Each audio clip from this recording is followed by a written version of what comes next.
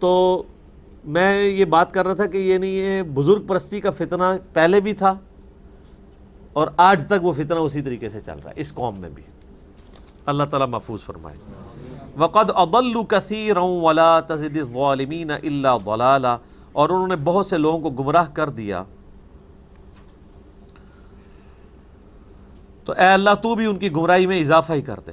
اب یہ جس پیغمبر کا دل دکھا ہوا ہے نا، آپ پتہ ہے موسیٰ علیہ السلام کے بارے میں بھی آتا ہے نا، موسیٰ علیہ السلام نے جب فرعون کے لیے بد دعا کی نا تو اللہ تعالیٰ نے فرمایا کہ دیکھنا اب تم فرعون کے لیے بد دعا کر رہے ہو، کل کو یہ نہ ہو عذاب آئے تو تمہارا دل پسیج جائے، پھر پکا رہنا ہے، کیونکہ نبی رقیق القلب ہوتے ہیں نا.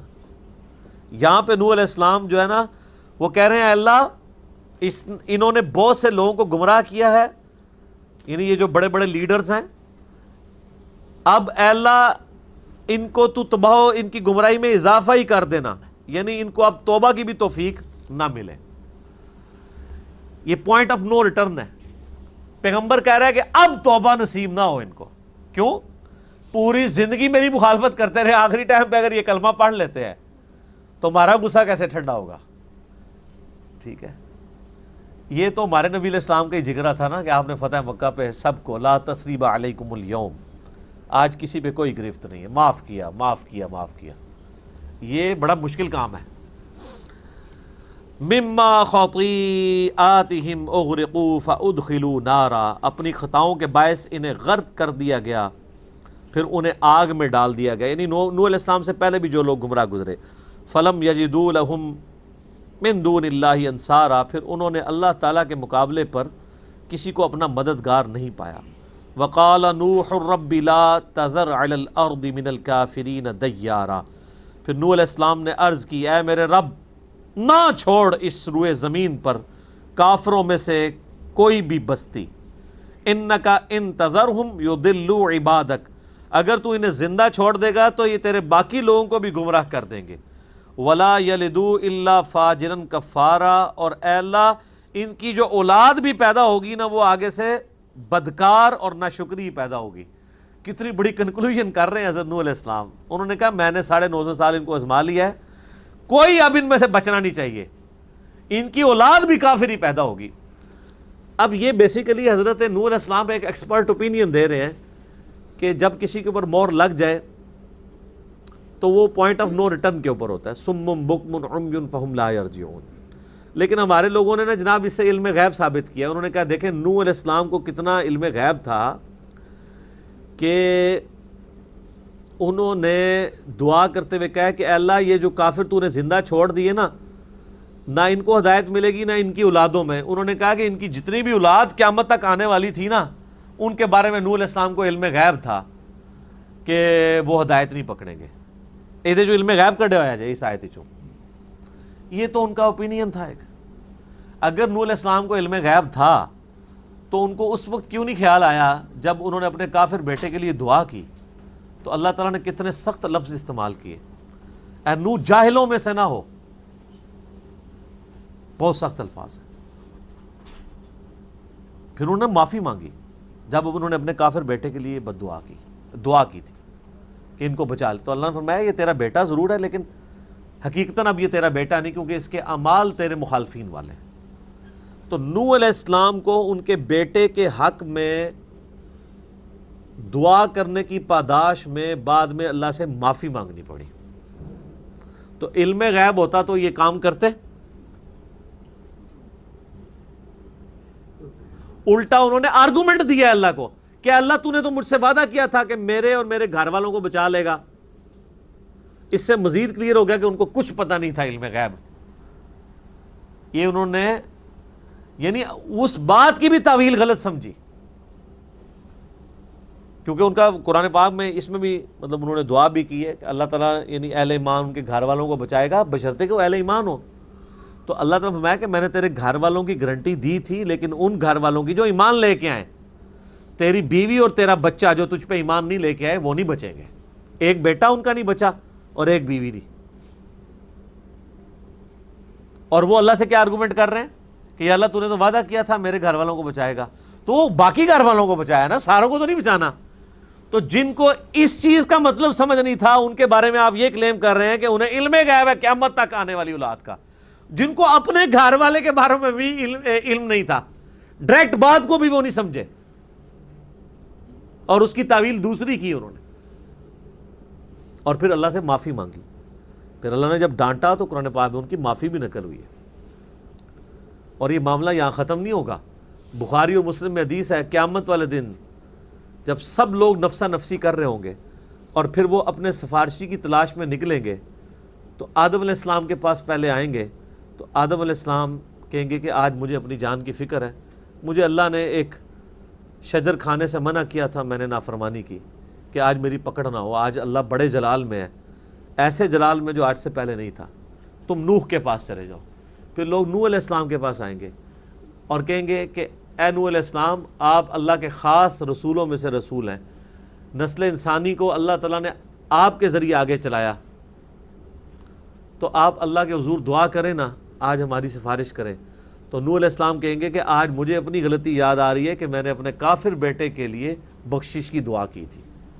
وہ قیامت کے دن تک معاف ہوئی ہوئی غلطی کو بھی یاد کر رہے ہوں گے، تو اسی علم غیب لے کے بیٹھے ہو۔ قرآن میں فٹ ہی نہیں بیٹھتی یہ باتیں۔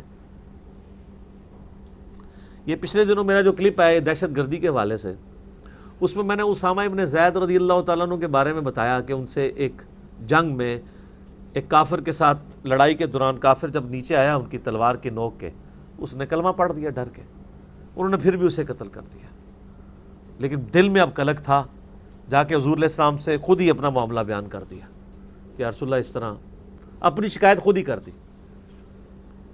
آپ فرمایا تو نے کلمہ اس نے پڑھ لیا تھا تو تو نے اسے کیوں قتل کیا؟ کہ یا رسول اللہ اس نے ڈر کے پڑھا تھا۔ آپ فرمایا تو نے اس کا دل چیر لیا تھا؟ اسامہ تو کیا کرے گا جب وہ کلمہ پڑھتا ہوا اللہ کے حضور کھڑا ہو جائے گا، اور اس جملے کو آپ ریپیٹ کرتے رہے، اسامہ تو کیا کرے گا، اسامہ تو کیا کرے گا، اسامہ تو کیا کرے گا۔ تو آج اس حدیث کے اس پورشن کے اوپر بھی ذرا غور کریں کہ اسامہ بن زید کو نبی علیہ السلام فرما رہے ہیں تو نے اس کا دل چیر کے دیکھ لیا تھا کہ اس نے ڈر کے کلمہ پڑھا یا حقیقتاً پڑھا ہے؟ تو ان کو کہنا چاہیے تھا یا رسول اللہ آپ کے تو امت کے ادنا ادنا غوث اور کتب ابدال علم غیب جانتے ہیں، تو میں تو اولیاء اللہ کا سردار ہوں، میں تو صحابی ہوں، تو میں نے واقعی یا رسول اللہ دل چیر لیا تھا۔ نا یہ بھی تو مطلب نکلتا ہے، اور اس سے یہ بھی عقیدہ پتہ چل گیا کہ نبی علیہ السلام فرمایا کوئی کسی کا دل چیر کے نہیں دیکھ سکتا اس کے اندر کیا ہے، علم غیب کوئی نہیں جانتا۔ یہ آپ کو تو کہانیاں کراتے ہیں نا، یہ شان ہے خدمت گاروں کی، سرکار کا عالم کیا ہوگا، کہتے ہیں نا۔ اور خدمت گار کون ہوتے ہیں؟ وہ ان کے اپنے بابے۔ جب ہم کہتے ہیں یار صحابہ کی بھی کوئی کرامات، وہ کہتے ہیں نہیں صحابہ کرام تھے، ایک وڈر تو وڈا غوث بھی ہوئے نا جی، وہ صحابی کی جوتیوں کی خاک کے برابر نہیں ہو سکتا۔ تو جو تھوڑے غوث جن کی جوتیوں کی خاک کے برابر نہیں ہیں، ان کو جب نبی علیہ السلام کہہ رہے ہیں تو نے دل چیر لیا تھا، تو بیچارے خاموش ہو گئے ہیں۔ آپ کے غوث تو دل بھی بانٹ لیتے ہیں۔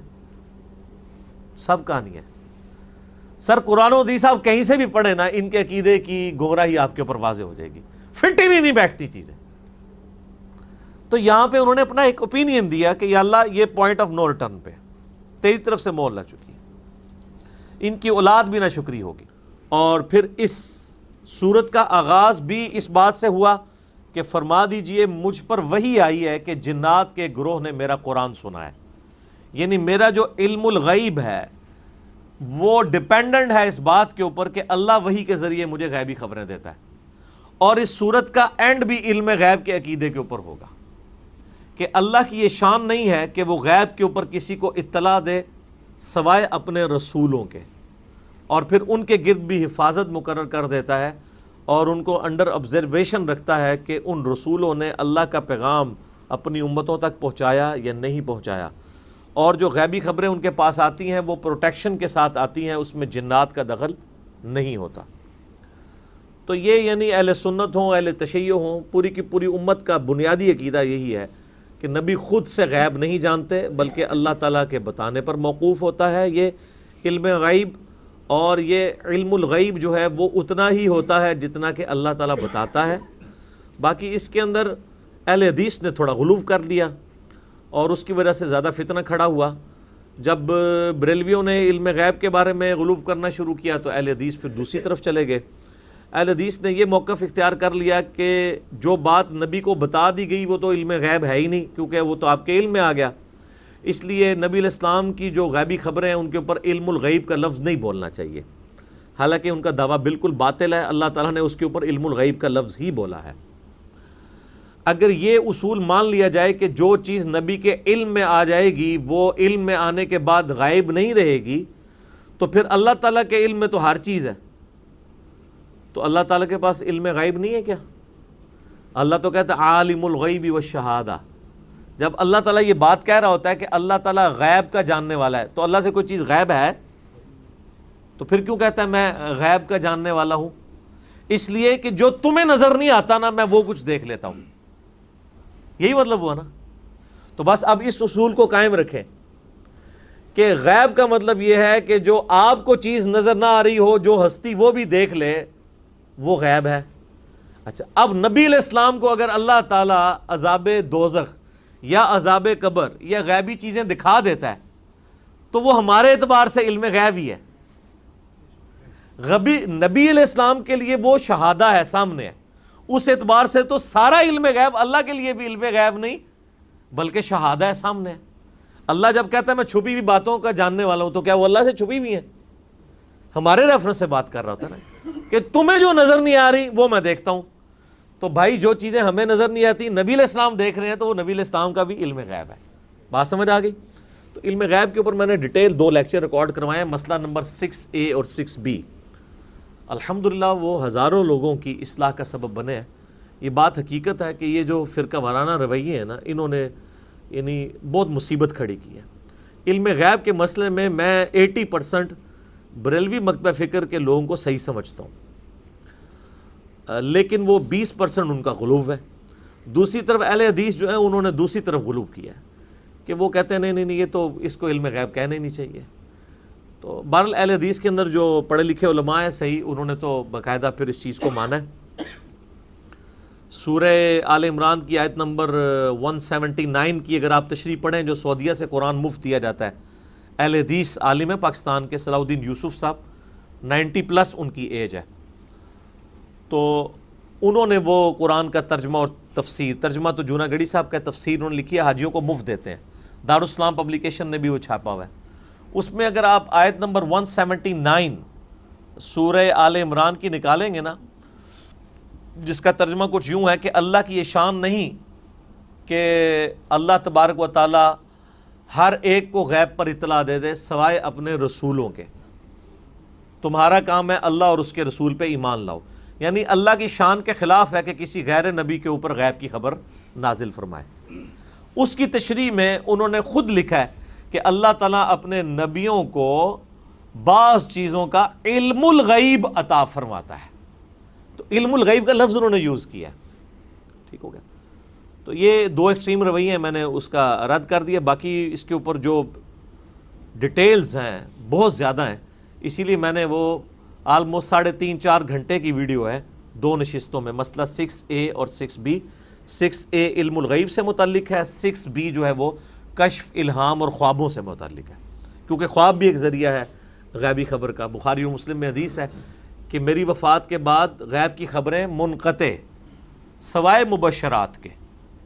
پوچھا گیا مبشرات کیا ہیں، تو فرمایا گیا خواب ہیں جو اللہ تعالیٰ اپنے بندوں کو دکھائے گا.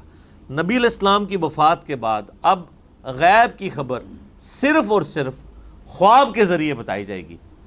اور وہ بھی بخاری مسلم میں ہے کہ خواب کی 3 شکلیں ہیں، ایک اللہ کی طرف سے، ایک شیطان کی طرف سے، ایک نفسانی خواہشات کی طرف سے. یہاں تو لوگ مطلب وظیفے کرتے رہتے ہیں تو وہ ان کو کوئی نہ کوئی زیارت ہو ہی جاتی ہے، کیونکہ ہر ٹائم دماغ پہ زیارت جو سوار رہتی ہے. پھر مزے کی بات ہے کہ بریلوی اگر نبی اسلام کو دیکھ لیں تو دیوبندی نہیں مانتے، دیوبندی دیکھ لیں تو بریلوی نہیں مانتے، یہ دونوں دیکھ لیں تو اہل حدیث نہیں مانتے، شیعہ ان کا نہیں مانتے، شیعہ کا نہیں مانتے، اور ایک دوسرے کو خواب سنا رہے ہوتے ہیں. تو ایک دوسرے کا ماننے کے لیے تیار ہی نہیں ہوتے.